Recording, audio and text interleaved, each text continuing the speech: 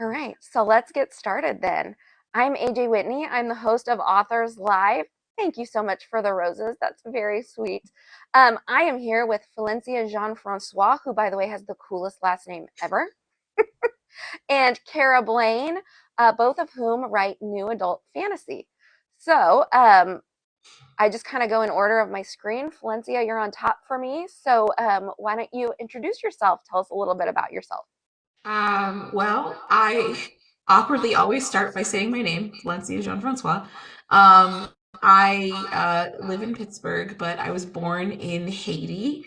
Wow. And I have been writing fiction since I was 12 years old. I'm in my 30s now. I published my debut novel this past August. I'm really excited about it. Devil of the Deep, go get it. And I'm really excited to be here. Fantastic. All right, Cara, you're up. All right. I'm Cara Blaine. I write YA and NA fantasy. Like all of these, I brought them. Nice. The one I'm going to talk about today is Lex in Between, the first book in my new trilogy. I live in Arizona. I've been writing since I was a kid as well, but I mostly wrote short stories and poetry, mostly poetry, actually. Hmm. Um, I didn't start writing novels till 2022. So, Okay. I wrote as a kid, and I think they were probably the most embarrassing stories ever. Were your guys' stories really embarrassing when you were kids? Uh-huh. Mine was NSYNC fan fiction, self-insert, so So maybe embarrassing. super embarrassing. Kara, I know you said yours were poems. If you had to read one of your poems to the world from when you were like 12, would that be embarrassing? I mean, yeah, I was 12. I remember I wrote a poem in seventh, eighth grade, and my English teacher contacted my mother because she was concerned about my mental health because, Oh, like, the angst. what was so angsty about this particular poem? It Now was I'm just curious. very dark. I don't even remember it that well. It was dark and depressing. I don't know. I was starting to kind of get into this like goth phase, and I just wrote this really sad poem. And my English teacher was like, "I'm concerned. Is she okay?" And my mom's like, "She's fine. She's just being a teenager." So, That's too funny. Before you got on, I was telling Falencia she works in an elementary school, and I'm a school counselor, and I can't tell you the number of times I've gotten referrals from teachers for things like that. And I was like, I'm pretty sure this is just normal expression. You always have to check just to be safe. yeah. Oh, gotta love those teenage years. Well, Valencia, why don't you tell us a little bit about your book? You only have the one out right now, right? That's Devil of the right. Deep. Okay, so tell us Um, a little bit about Devil of the Deep. Let us know what it's about. it is a queer Caribbean pirate fantasy adventure story. The main character is called Nana Delahaye. She is a pirate queen who pretty much spends her time terrorizing ships um, from this organization known as the Fleet, and they're like kind of trying to impose law and order where it really isn't necessary. And so one day she finds, or she's pillaging, plundering a ship, and she finds a young girl in the ship, and somewhat, um, oh, what's the word? Off the cuff, she decides she's going to take the girl. And she knows the fleet is going to come after her, but she doesn't quite understand the magnitude of the decision that she's made and like the Uh-huh. magnitude of the consequences. So yeah, there's, swashbuckling, there's queer representation, there's a little bit of religious deconstruction. Um, it's a good time. Yeah, I mean, just that like first sentence of description, I'm like, whoa, there's a lot of very interesting things going on in this book. And I love the female pirate because that's not a thing you get to read about a lot. Um, Now you mentioned you were born in Haiti, right? Mhm. Um, do you long or have you been in the States a long time? I've been in the States since I was 3, but I have been back to visit. I went back a few times as a child, and then sort of once the earthquake hit, I don't know if you're aware of like Mm-hmm. yeah. Once the earthquake hit, it just wasn't really safe for me to go back, so I Yeah, haven't been that's back fair. since. I was curious if your Haitian heritage might have had any kind of influence on your decision to write a book about the Caribbean and Oh, 100%. I have been on a journey of acceptance when it comes to my Haitian heritage, my Black heritage, mm-hmm, and this book is truly like a love letter to those parts of myself. I set the story in the Caribbean. Um, intentionally. And I made it queer normative intentionally because there is a little bit of tension between those two identities in the real world. And mm-hmm, so I'm like optimistically hoping um, um, for them to come together. mm-hmm. Yeah, I had that acceptance probably from a Yeah. religious side. Yeah, that makes a lot of sense. Um, I might want to come back to religious deconstruction with you, but I um, don't want to leave Cara too long. So, You're fine. Cara, tell us a little bit about you. It sounds like you have several books, but you had one in specific, excuse me, oh my goodness, one in particular that you wanted to talk about tonight, right?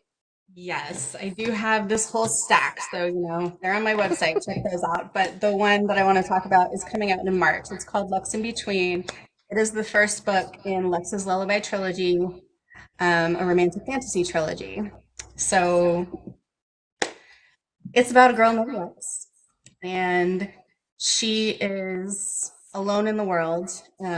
The family member that raised her recently died, and she's just kind of trying to keep her head above water. She's in grad school, she's running her aunt's old store, pay the bills, and just trying to survive by herself, right? Mm-hmm.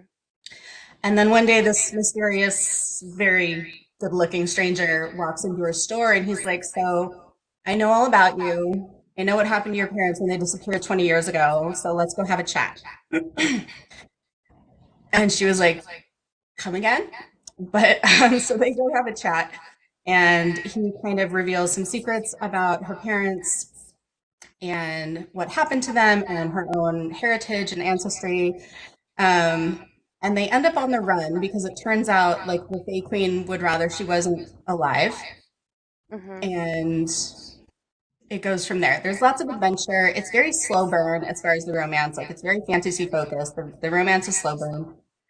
They meet a couple of other Fae guys who kind of join them on their journey, and um, she's just kind of trying to figure out this new magic that she has and stay alive in the first book. Mm-hmm. What influenced you in your decision to like? How did you come up with these ideas? I guess is what I'm trying to ask.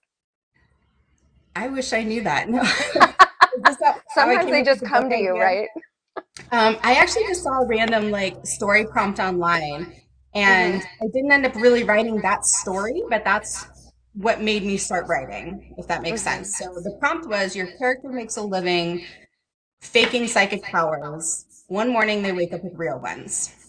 That is not exactly what this book ended up being, but that is what Mm-hmm. started me writing. Um, so yeah, I'm a pantser. So I start writing, and originally I was like, she and this dude, they're gonna be like fated mates, and then I kept writing, and I was like, okay, maybe it's more a why choose situation. I don't know what's gonna happen ever when I start writing a book. So But so it just kind of grew out of that prompt, and you sounds like you just have lots of ideas as you go. yeah, pretty Yeah. much. Okay, so this is always the hardest question I ask, I think. Um, but it helps our viewers and it helps readers to know if your book is the book for them. So, whichever one of you is ready first, you may want to take a few seconds to think about it. That's okay. But what are some maybe comparable titles If you liked this book, then you'll like my book. And you can name more than one different aspects that compare. Are you ready, Falencia? You can go ahead. If you're not ready. Okay. Everyone hates this question, but it's just so good for our viewers. For a reason that might be a spoiler. Oh, so we that I'm don't not have to going say to why. say. If you like what's it called? God Killer, you will like Devil of the Deep. But mostly if you like I know Pirates of the Caribbean is not, or Pirates of the Caribbean is not a book, although I think there are books now. I mean, you know what? If you need to use movie and TV shows, that works too. It has the same vibe. Uh-huh. It seems Um, like it would. yeah, like, a pirate adventure. Mm-hmm. Mm-hmm. Is it funny like Pirates of the Caribbean though? It's Or is it more less funny serious? than Pirates of the Caribbean. It's a bit more serious, and there's a little bit more magic. So, Okay. Well, yeah, I guess there would need to be magic if it's fantasy, probably, right? Mm-hmm. Mm-hmm.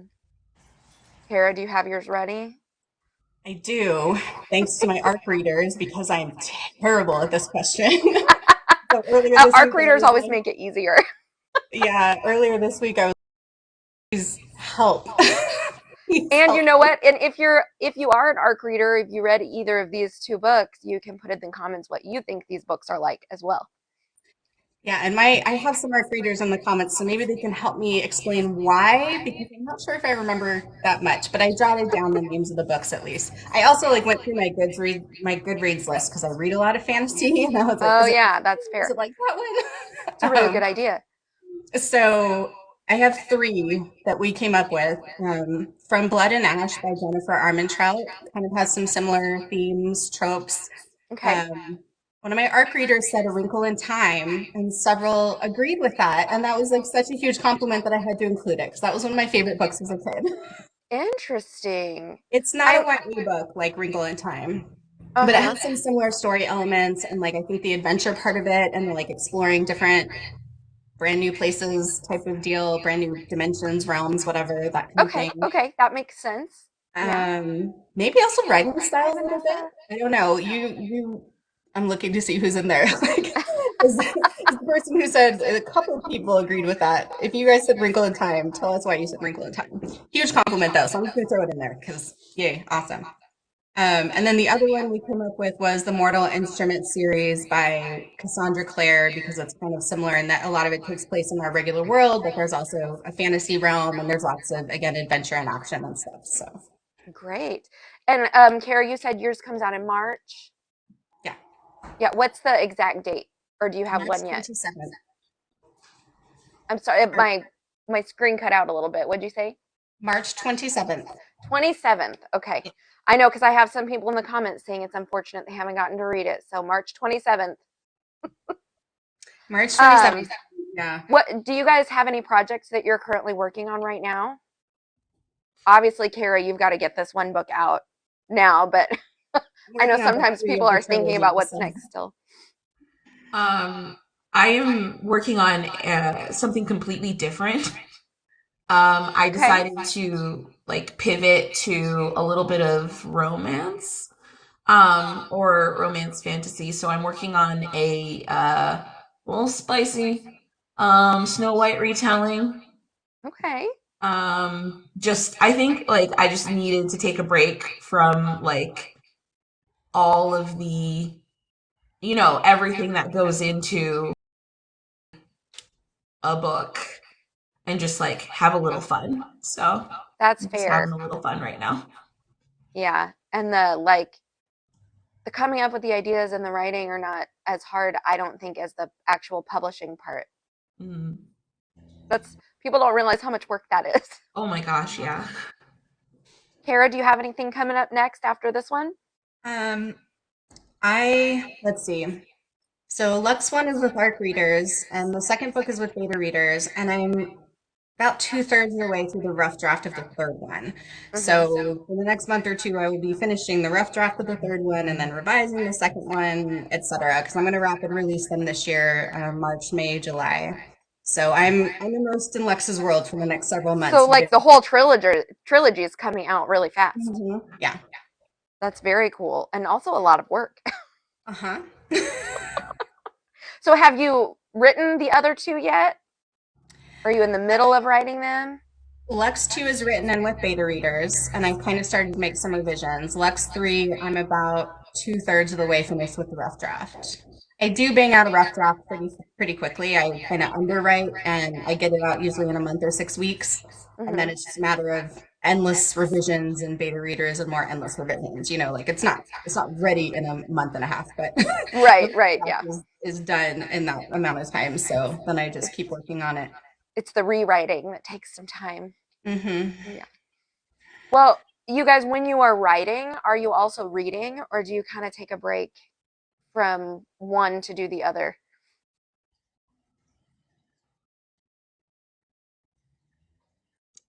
I definitely have to like write and do nothing else. Mm-hmm. Um, and like it's the same with reading too. Like if I'm reading books, I am like reading, one book, two books, three books, like just devouring them. And so I guess I'm just living in extremes. I can relate to that. I think I'm similar. I can't read and write at the same time because I'm like in one world and I can't be in the other world at the same time. But then, yeah, I'll read a book in like 2 days when I'm reading. Kara, how about you? I am always reading. Like I read every single night, period. That's just my lifelong habit. Mm-hmm. So, if I'm not writing, I'll be reading more. Not just like for 30 minutes or an hour before bed. When I'm not writing, I'll definitely get through more books, but I can't not read, Mm-hmm. especially before I go to sleep. Like my brain doesn't accept that. So, You'd probably be awake all night if you tried that. yeah, it's hard. Just because I've done it since I was a kid, like it's very Yeah. ingrained. Like this is how your brain winds down. So pick up a book and do your thing. But yeah, I do read a little slower. I'm gonna finish, probably fewer books at a time as well when I'm in the middle of writing. Like if I'm not writing, I'll read Mm-hmm. 3 to 5 books at a time. If I am writing, it's more like two. I can't even keep that many stories straight. I don't know how you do it. I didn't used to read multiple books at a time. I used to just be like one book at a time, period. And a few years ago, for whatever reason, I think I just became even more of a mood reader, So I pick something up and it's like I'm Uh-huh. reading 2 books right now, and one is YA and one spicy romantasy. They're completely different. And it just depends on the mood I'm in and Mm-hmm. which one I That's want to fair. pick up. That's fair. So what are you reading right now? I am reading Xanthia by Nicholas Adams. He's on here in the author talk.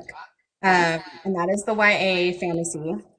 And then I'm reading Invoking the Blood by Kristen Lee, which is like a vampire romantasy kind of scenario.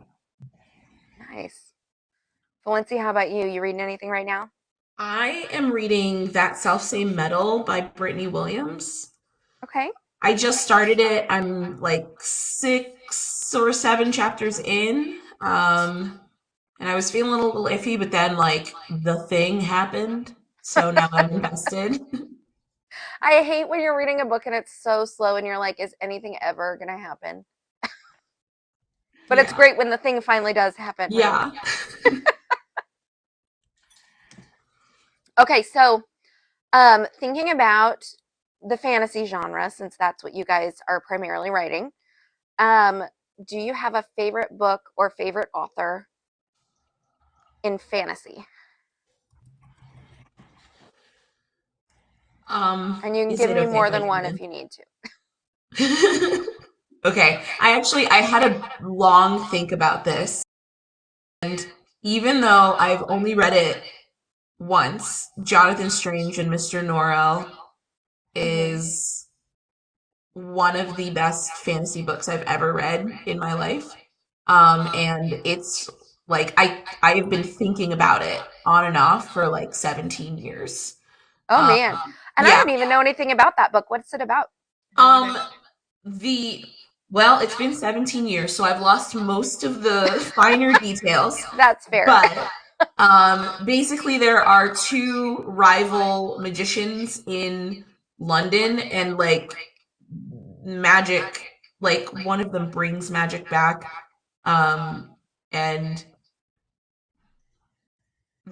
I'm doing a terrible job of explaining it. Um, but it's huge. It's really thick. It's like a history.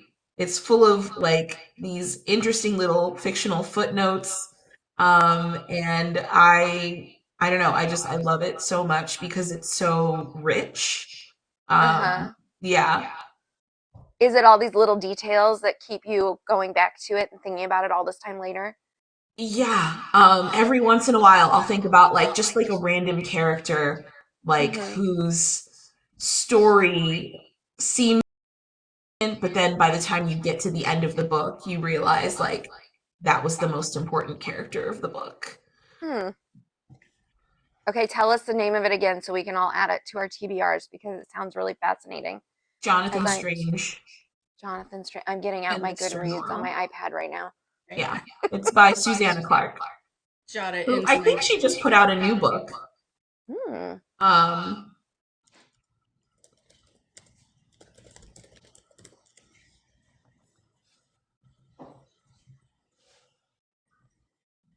it seems like it's pretty popular. Piranesi?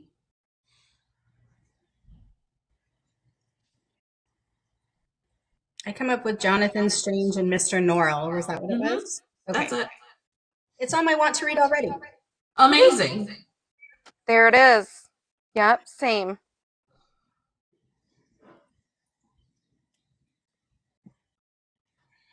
Oh, and it takes place in 1806. Okay.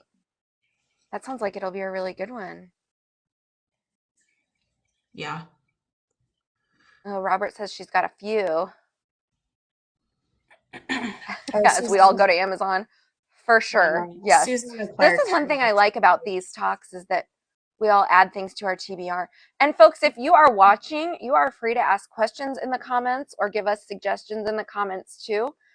We like you to be able to participate. So don't feel like you have to just sit there and watch. We all go to Amazon. Yeah, she wrote Piranesi, however you say that. Mhm. Uh-huh. I did read that one. She has a bunch more though. I didn't realize she had so many. Yeah, she has a ton actually. Oh wow. Okay, Cara, do you have a favorite book or favorite author in the fantasy genre? I could not pick one that feels virtually impossible. Um, Mm-hmm. Mm-hmm. but I picked two more kind of recent favorites from the last several years. And the first one is N.K. Jemisin. She wrote the Broken Earth trilogy, the Inheritance series. If she writes it, I will read it. So that's got to count as a favorite, right? Yes, Um, it sounds like it. and then the other one is Charlie N. Holmberg. I think she's most well known for The Paper Magician, which I did read, but my favorites of hers are Keeper of Enchanted Rooms and Star Mother. Here, I'm just adding your first one all here to my list. Okay, tell me that one again because I missed it. I was on Goodreads. The second one, Yeah. Charlie N. Holmberg, Keeper of Enchanted Rooms and Star Mother. But I think her more popular, more famous one is The Paper Magician or something like that. Yeah, The Paper Magician. That's the first I've one read that that comes one up too, for me. but that's just not like my favorite of hers. They're all good. Hmm.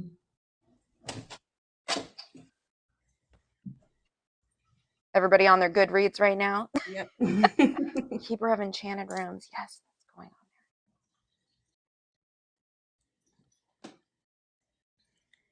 Oh, Keeper of perfect. Enchanted Rooms is kind of cozy, I want to say. Star Mother, I don't even know how to describe it, but I loved it.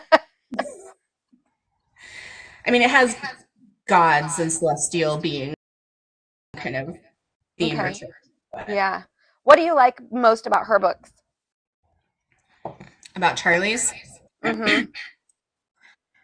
um, I mean, they're original, which if you've read what is probably thousands of fantasy books like I have at this point, you read a lot of very similar ones, which is fine.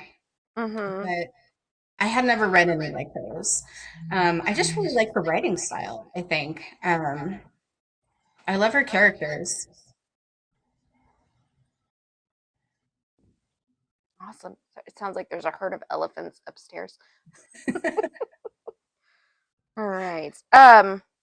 Yeah, and guys, in the comments, does anybody have any other suggestions for us that we don't have already? Everybody's adding to their wish lists now. I love that. I have one more. Oh yeah, go for it. It's a arc I'm about to start, and it's one of my Okay. closest friends. It's her debut novel, and she was in the comments. I don't know if she was anymore, but I did beta read it, so I can recommend the book.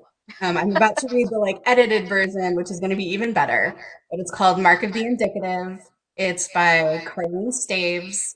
I don't think it's up for pre-sale yet on Amazon, but it is on Goodreads, so you can click that to read button. Very nice.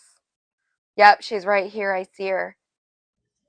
Carlene, if you want a little free, apply for Authors Live too. There's a link in my bio. So yeah, you know what? We have so much time left. Um Valencia, I want to kind of go back to the religious deconstruction piece because it sounds like that's maybe been a part of your personal journey. Oh, yes. It's one of my favorite things to talk about. I I used to be a member of a high demand religion, um, which is like a nice way of saying it was a little culty. Okay. And I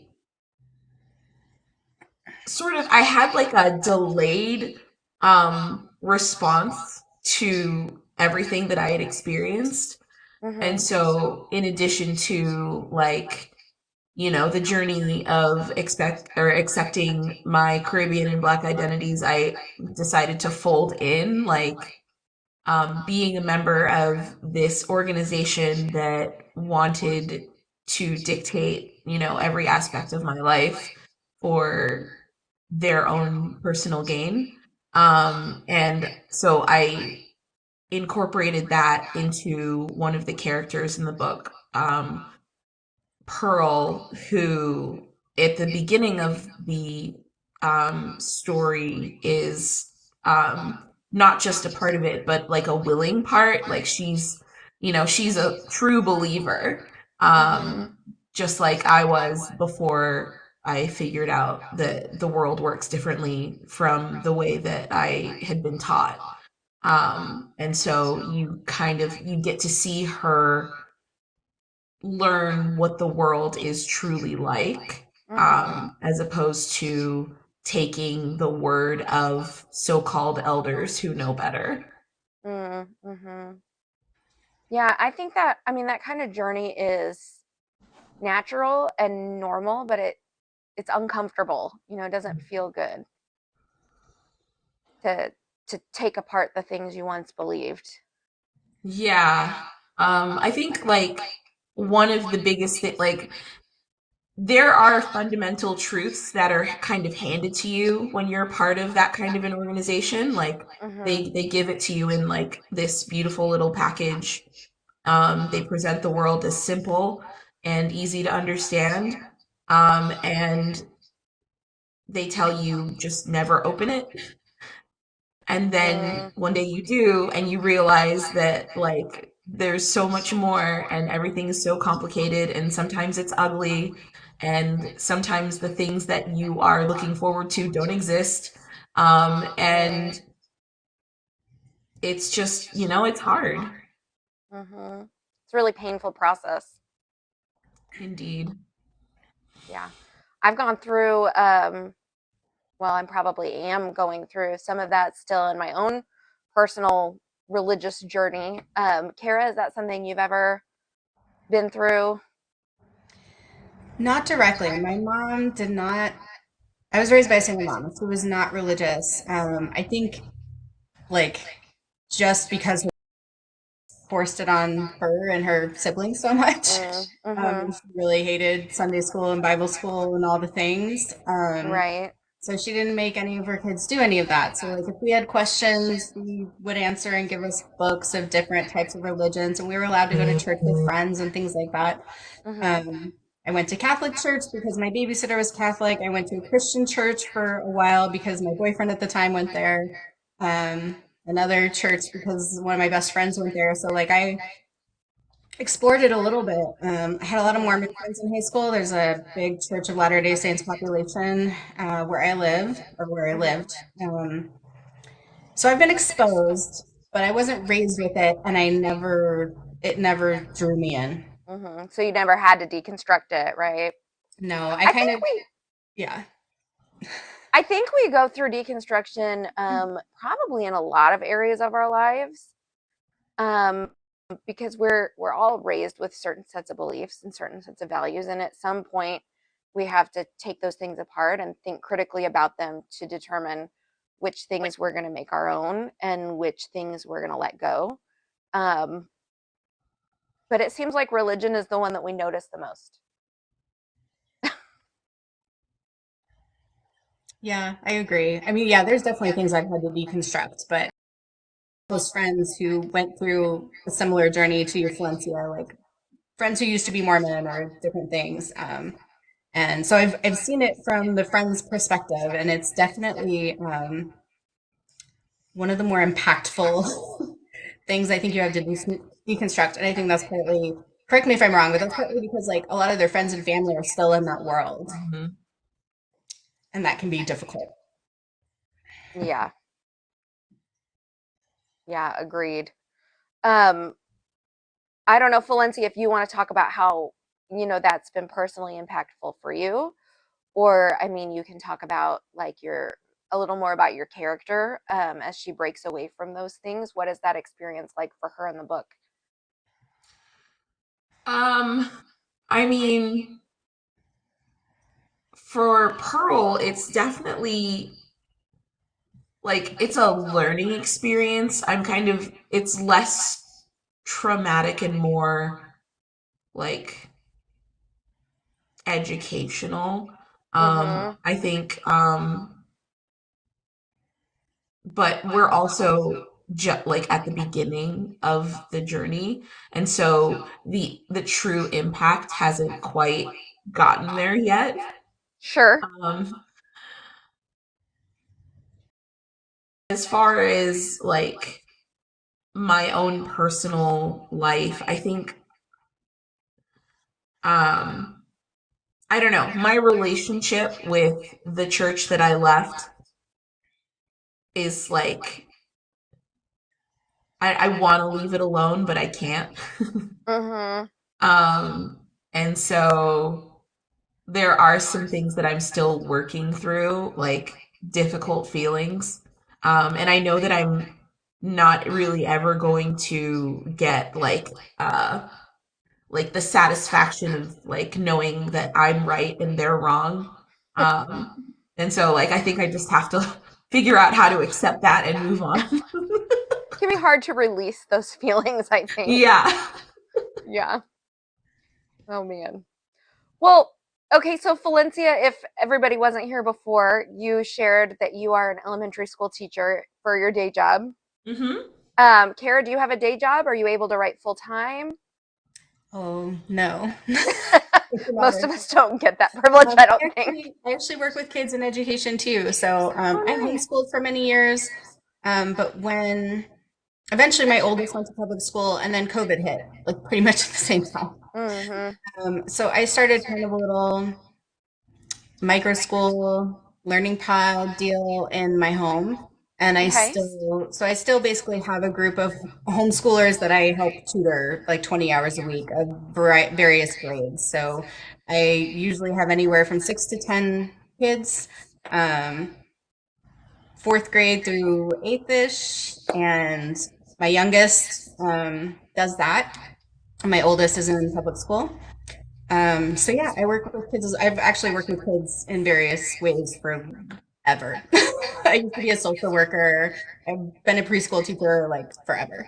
So Nice. I'm honestly hearing from both of you about, the kids that you work with. I'm almost surprised that you are writing for new adults rather than, excuse me, rather than, young adults or middle grades or something. My first three novels were YA, so Okay, okay, I that did makes start sense. there. I did start there. And I might write more eventually, but I like both. I don't know. Valencia, how about you? How did you choose what age to write for? I am like I have a hard time connecting with younger people. Um, that sounds terrible, but like it's I don't know. Like I think I just want like things feel more interesting when you're like when I can be in that sort of like new adult space where like I don't know, the transition into adulthood Mm-hmm. comes with so many like realizations about yourself, realizations about the world, relationship adventures, and Mm-hmm. I don't know, it just like it's more appealing to me right now than Yeah. like, Well, and to be young fair, I adult. mean, you're spending 40 hours a week with little people. That's true. I guess if I think about it that way, it makes sense that you would want to write for a different age group. Yeah. Take a break from the elementary school mindset in your free time. Yeah, that's Mm. legit. Yeah, I I get don't want to that. think about kids right now. Oh I did man. start with YA partly because I wanted my own kids to be able to read them, right? Like, look, I wrote a book. Uh-huh. I didn't want to be like, look, I wrote a book and you can't read it. Right. They can't read my newer ones, but they can read the first three at least. That's the exact That's situation I'm in. that's sort of where I am. My kids are in high school, but I started writing the book, like 5 years ago, and wanted it to be something they could read. Of course, they still haven't read it because they're teenagers. They don't want to do what you ask them to do. Of course. But it also makes me hesitant to write anything spicy because then I'm like, what if my kids read this one day? I've just told So my kids, embarrassing. you can't read this to you're an adult. Sorry. It's got I don't know if I grown-ups. even want them to read it when they're an adult because then they're going to be like, my mom wrote that. Well, I pointed that out to mine too. I was like, and it might feel awkward even at that point. So give that some thought. Okay, we have a question in the chat, and this is a really good question. Angelina, thank you for asking. Is there a genre you haven't written that you'd like to try?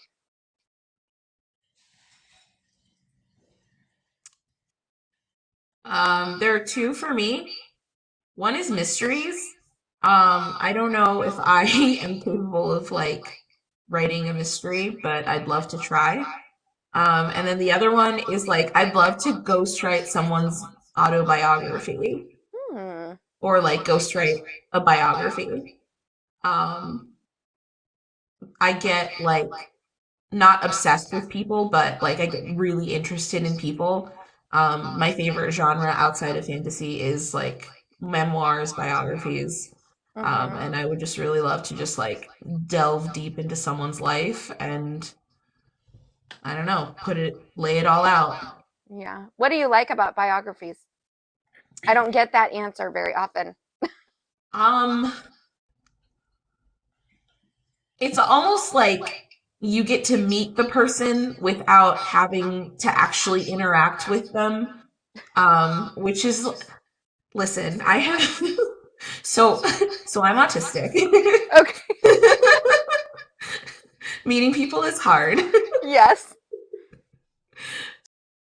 If I could like read a person's biography and just like surpass the small talk level of friendship to the like I already know everything about you level of friendship, that's perfect.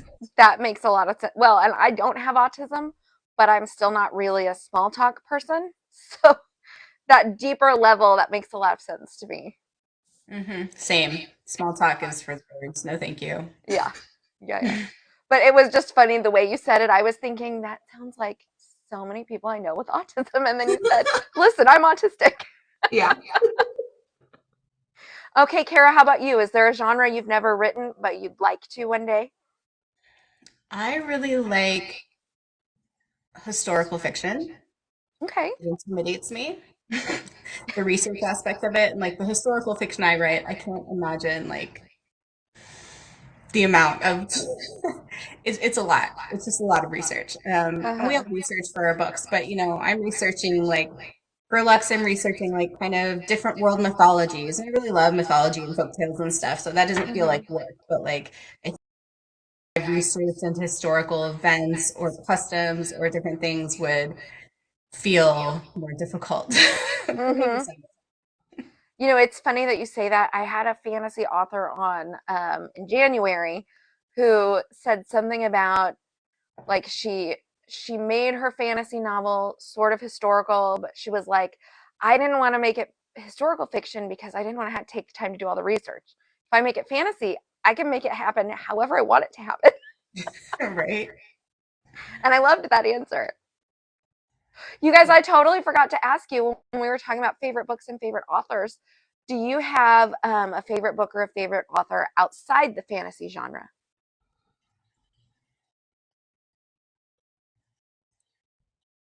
I do.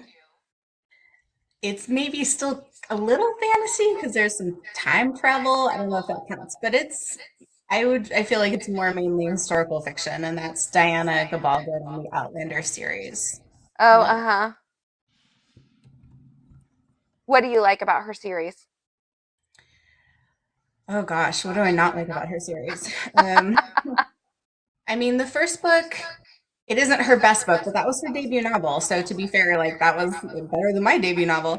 Mm. Um, that was probably more the first almost romance. Like knows how to categorize her. They're like, is it romance? Is it historical fiction? Is it, like, is it Right. fantasy? Is it the time travel? She's kind of all over the place with these stories. Right, right. Um, it is a commitment to get through the series, Angelina, but I love those books. There's like one book that was a little slow for me, but I have read them and listened to them multiple times. And I mean, her writing is fantastic. Her character development is amazing. But part of what I like about it is the historical fiction because the series starts in like the 45 Rising in Scotland. And she researches and like includes a lot of real facts. Like you're learning a lot of Mhm. actual fiction, or not fiction, a lot of actual history in those books. And then by towards we're getting towards the end of the series and we're in the American Revolution. So lots of stuff to learn. And she really does like these books take her so many years to write because of the research, and she also has like various languages in them, and like it is a these books are a project. um, but Yeah, it's worth it, I mean, I think it's worth it. I assume she does, because I hope so because she keeps writing them. the story is so great. The characters are so great, but then I also just love learning about history in kind of a more fun way than reading a textbook or watching a documentary. Yeah, I would agree with that. I think those books are a much more interesting way to learn the history. Valencia, how about you? I'm really bad at having favorites. But I will tell you that I most recently listened to um, Jeanette McCurdy's I'm Glad My Mom's Dead. Oh, uh-huh. And that blew my mind. Um, it was just like really raw and honest and everything you would want from kind of like a biography or a memoir. Mhm. And I think like the um the fact that like I didn't necessarily grow up watching her on TV, but like, she was on Nickelodeon and Mhm. like, everything always seems hunky dory. People don't say that anymore. But everything always seems good on TV. And so to learn just like the depths of um like I don't know, just how terrible that situation was. Right. And how she is learning to overcome it and like become a healthy person. Yeah. It just was really inspiring. So, It can be really hard to know what somebody has going on under the surface. And yeah. how did I know you were going to pick a biography or a memoir? I Okay, we have a couple other questions in the chat, and they're good ones. Think about the main character of your book. If it was turned into a show or a movie, who would you want to play that main character?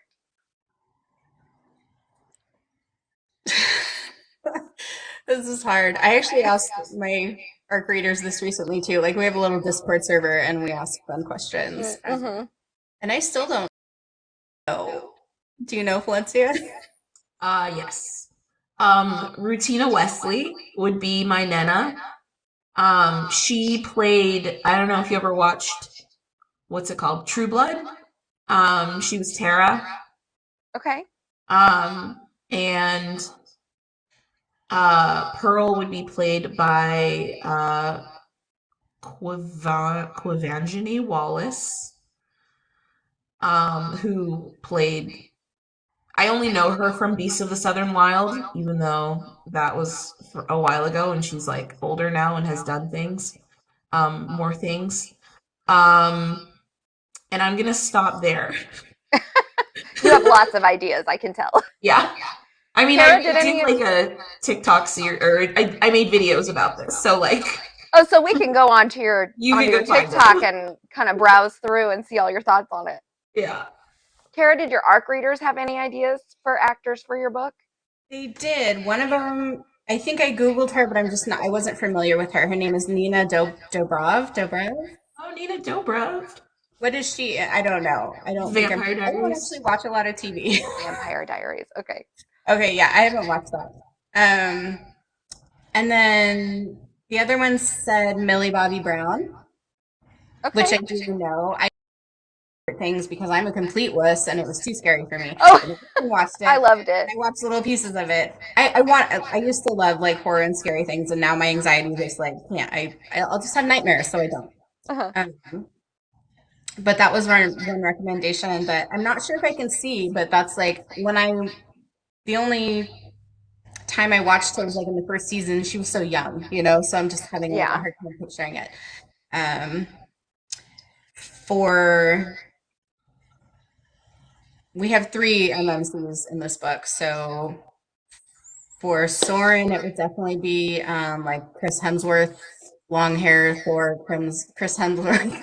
um, and let's see, did we come up with ones for the other ones? I can't remember. Someone said Colin O'Donoghue as Calix. I could kind of see it. Not perfect casting in my opinion, but um, and then we found an actor.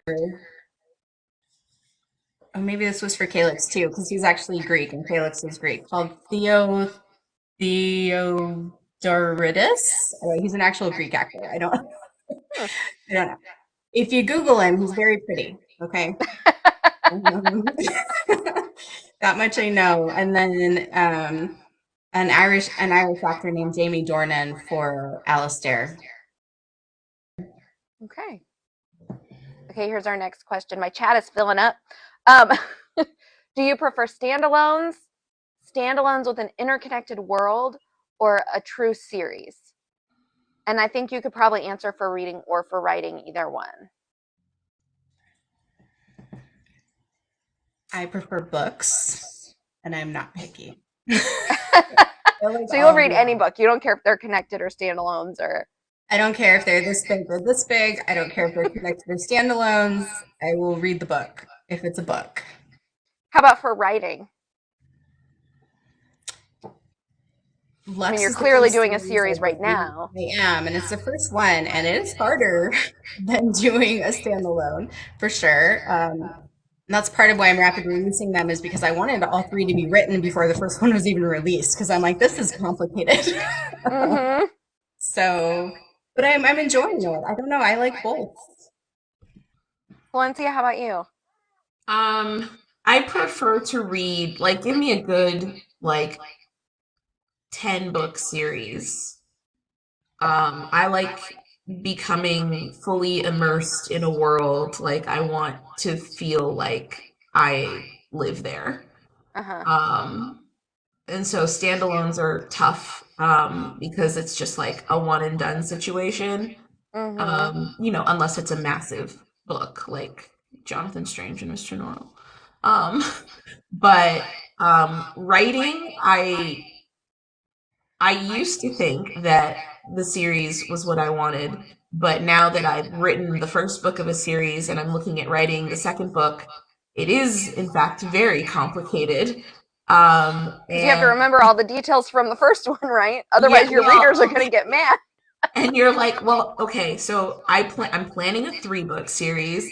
I've written one book. How far does the second book go? Where does it Right? stop? Like You should figure how out you how middle the middle is. exactly. It's a lot of like book math, and I don't like it.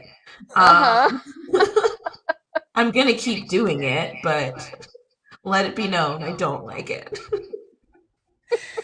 That is That's totally, fair. yeah. Oh man. All right, ladies. Well, I may have run out of questions. Is there anything else that you want our viewers to know about you or your books? Um, I would like to just take a moment to plug a group that I am a member of. Okay. It's the Bi Plus Book Gang. And we're just a group of like bi plus authors who support each other, and we're always looking for more um, bi plus folks to join. So if that's you, Is it look like a me up. Discord server or like where would people find you? We do have a Discord server, um, but Bailey Merlin is like kind of the bi plus book gang leader, captain, what the title is. But she's also an author. Feel free to look her up or look me up and I can connect you. Perfect.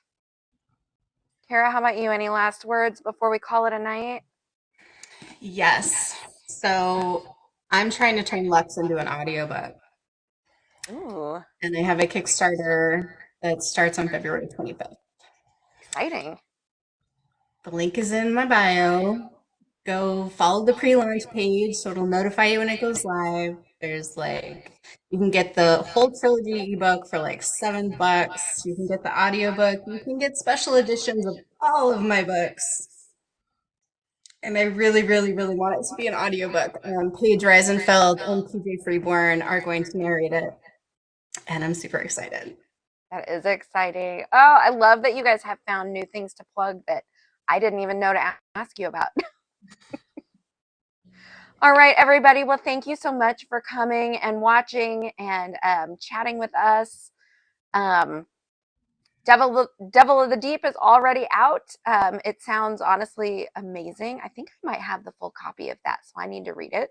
Um, Kara's new book comes out March 27th, right?